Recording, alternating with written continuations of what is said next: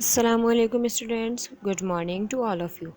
I hope you all are fine and studying at home. This is our media session from Sarsaya Children's Academy and Miss Misbah. I am going to teach you literature and language classes both. Let's begin our class. So my dear students, before moving forward to our lecture, please make sure you have your junior English class 4 book and your language copy with you. As we all know, today is our lecture number 2 and the topic is homophones. Students, do you know what is the meaning of homophones? जैसे कि आपको यहाँ picture से भी clear हो रहा है, homo means same, phone means sound. So let's move towards the definition of homophone and understand what is the meaning of homophone. Yes, here is the definition of homophone. Let's read it and understand it. A homophone can be defined as a word that, when pronounced, seems similar to another word but has a different spelling and meaning. Means homophone ऐसे words को कहा जाता है जो कि बोलने में एक जैसे हों दूसरे लफ्ज़ के, ऐसे अल्फाज जो एक जैसे हों बोलने में, उनका प्रोनाउंसिएशन सेम हो लेकिन उनकी स्पेलिंग और मीनिंग जो है वो एक दूसरे से डिफरेंट हो, तो इस टाइप के वर्ड्स को क्या कहा जाता है? होमोफोन्स कहा जाता है. For example, the words buy and bye are similar in pronunciation but are different in spelling as well as in meaning too. Means आपको यहाँ एग्जाम्पल दी गई है दो वर्ड की जिनकी प्रोनाउंसिएशन, जिनका साउंड बिल्कुल सेम है. Means BUY buy, BYE bye, ये साउंड इनका सेम है बट अगर आप फोकस कीजिए तो इनकी स्पेलिंग भी एक दूसरे से डिफरेंट है और इनके मीनिंग्स भी डिफरेंट हैं. BUY का मतलब होता है ख़रीदना और BYE मतलब अल्लाह हाफिज़ कहना या खुदा हाफिज़ मीन्स किसी को जाते हुए कहना.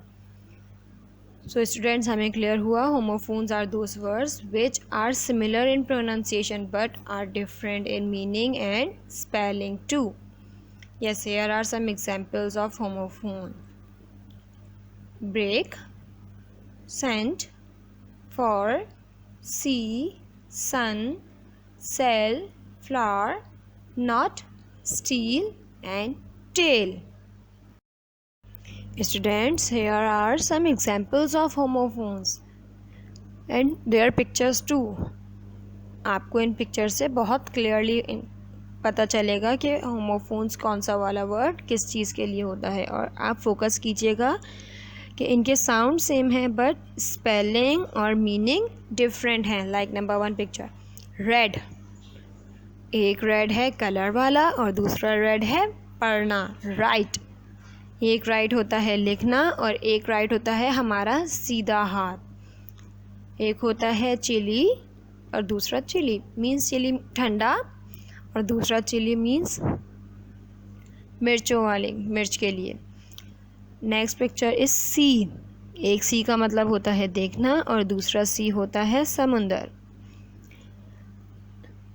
इसी तरीके से स्टूडेंट्स आपके पास बहुत सारे एग्जाम्पल्स गिवन हैं like flu, rain, aunt and mail. Yes, here are some more examples. Number 1 pail, number 2 tail, number 3 male, number 4 whale, number 5 great, number 6 sail. Ji students, आपको यहाँ पिक्चर से भी क्लियर हो रहा होगा कि हमारे पास ये वर्ड्स ऐसे हैं जिनका साउंड तो सेम है बट मीनिंग और स्पेलिंग डिफरेंट है. After explanation let's start our copy work. Students, for your written work you have to take out your English language copy. Make a title page of homophones as it is as you can see here. आप जैसे यहाँ title page देख रहे हैं इसी तरीके से आपने अपनी कॉपी में मेंशन करना है. After making title page, students copy down the definition with examples of homophones in your copy. Students, don't forget to You have to complete your copy work in proper writing. I hope you all have done your copy work. So now let's move forward. Students, take out your junior English book and mention today's date and see work on book page number 61.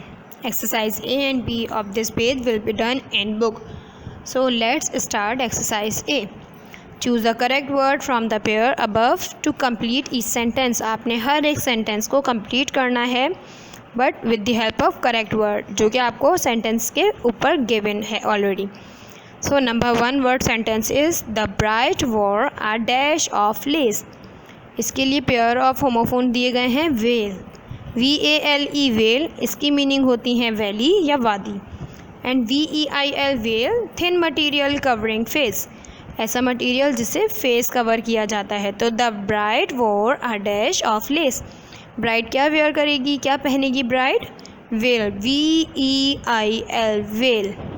Number 2 stationery, STATIONERY.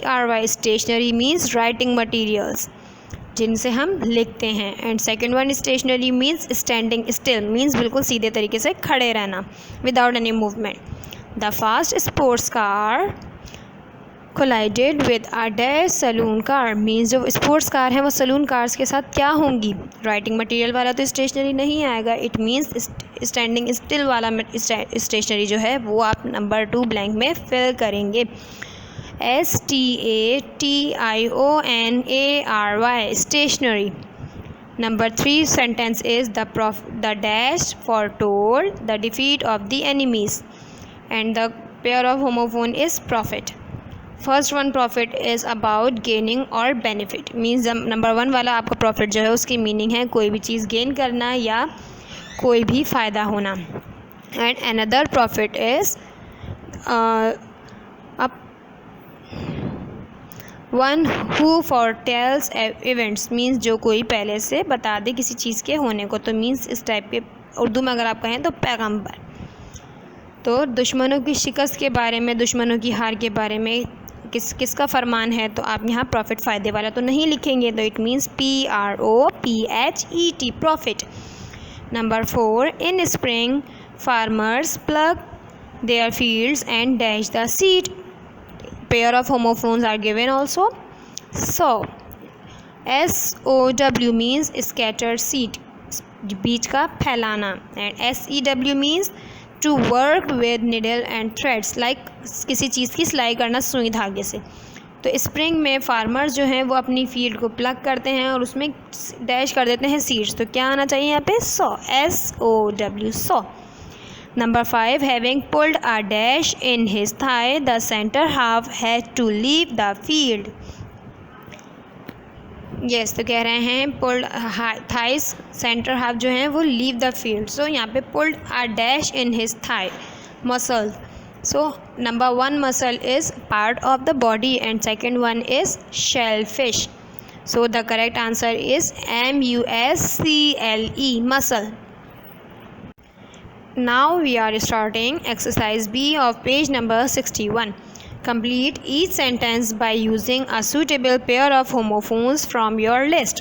Students, आपकी book page number 61 पे आपको एक list भी given है with their meanings. आपने उस पर भी फोकस करते जाना है, लेकिन आपको ये ख्याल रहे आप एक सेंटेंस में पेयर ऑफ होमोफोन ऐड करेंगे. मीन्स आपने सिमिलर साउंड्स वाले वर्ड्स को ऐड करना है.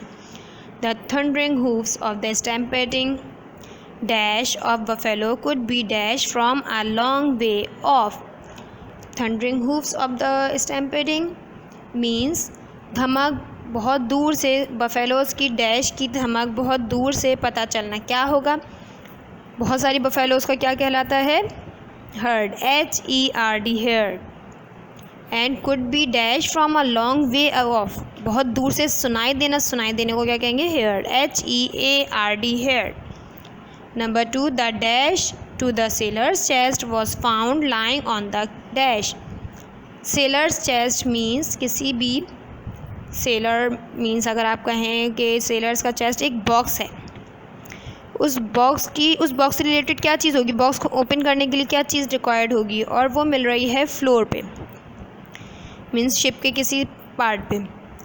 सेलर्स चेस्ट मीन्स सेलर जो कश्ती चलाने वाले होते हैं या शिप चलाने वाले, उनका एक बॉक्स है, उससे रिलेटेड उस बॉक्स को ओपन करने के लिए किस चीज़ की नीड होगी, यस की।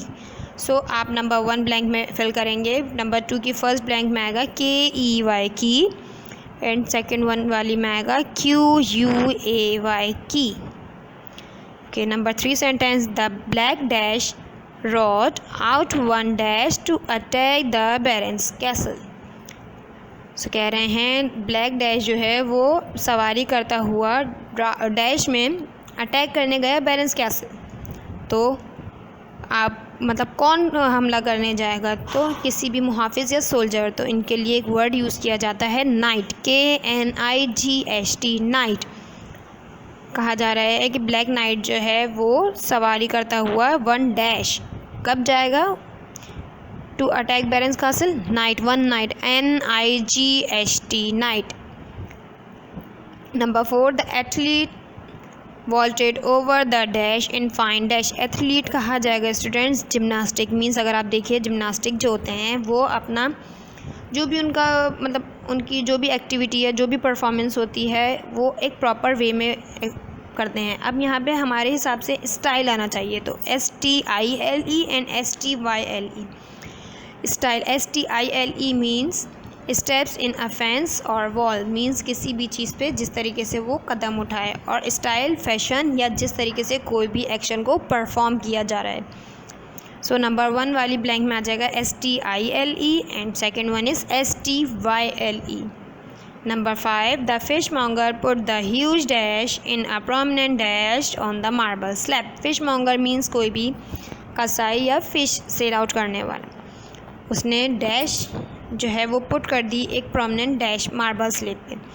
मीन्स आपके पास अगर आप सामने लिस्ट में देखेंगे तो यहाँ प्लेस, PLACE प्लेस और PLAICE प्लेस दो गिवन हैं। इनमें से फर्स्ट वाला place PLACE means particular part of space, किसी भी हिस्से के लिए प्लेस का वर्ड यूज़ करते हैं, और दूसरा PLAICE प्लेस मीन्स फ़िश। तो कह रहे हैं फिश मॉन्गर जो है उसने बड़ी सी फ़िश को रखा, मीन्स आपने फर्स्ट वाली ब्लैंक में लिखना है PLAICE प्लेस, और सेकंड वाली में लिखेंगे prominent place PLACE place. Students, I hope you understand this exercise. So student, do it very properly and don't forget to mention today's date and see work. Alright students, see you in the next class. Till then, keep watching and keep learning. Take care of yourself. Allah Hafiz.